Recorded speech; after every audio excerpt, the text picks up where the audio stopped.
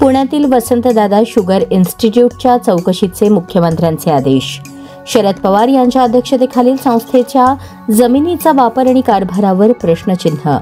VSI चौकशीचा नेमका राजकीय वाद काय आहे? राज्य सरकारचा अनुदानाचा पैसा व्यवस्थित वापरला जातो की नाही?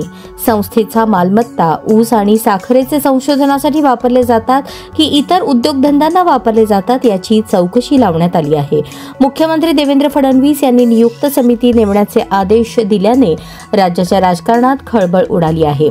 महत्त्वाचे म्हणजे राष्ट्रवादी काँग्रेस शरदचंद्र पवार गट, शरद पवार हे या संस्थेचे अध्यक्ष तर उपमुख्यमंत्री अजित पवार हे या संस्थेच्या विश्वस्त मंडळावर आहेत. वसंतदादा शुगर इन्स्टिट्यूटच्या कारभारावर शेतकरी नेत्यांकडून टीका होत होती. या संस्थेची चौकशीची मागणी अनेक दिवसांपासून प्रलंबित होती. सोमवारी साखर उद्योगासंदर्भात झालेल्या बैठकीत या संस्थेच्या कारभारावर आक्षेप घेण्यात आला.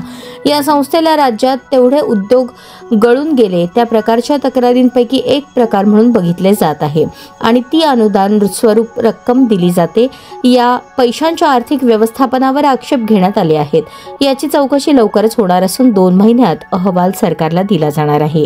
वसंतदादा शुगर इन्स्टिट्यूटला अत्यल्प दरात भाडेपट्ट्यावर खूप मोठी जमीन आहे. तिचा वापर केवळ ऊस आणि साखर उद्योगासाठीच होतो का, यावर आक्षेप आहेत. शिवाय साखर कारखाने आणि शेतकऱ्यांना संस्थेच्या संशोधनाचा काही फायदा होत नाही अशी देखील टीका होत आहे. त्यामुळे संस्थेची कार्यपद्धती बदलण्याची आणि ती अधिक पारदर्शक करण्याची मागणी करण्यात येत आहे.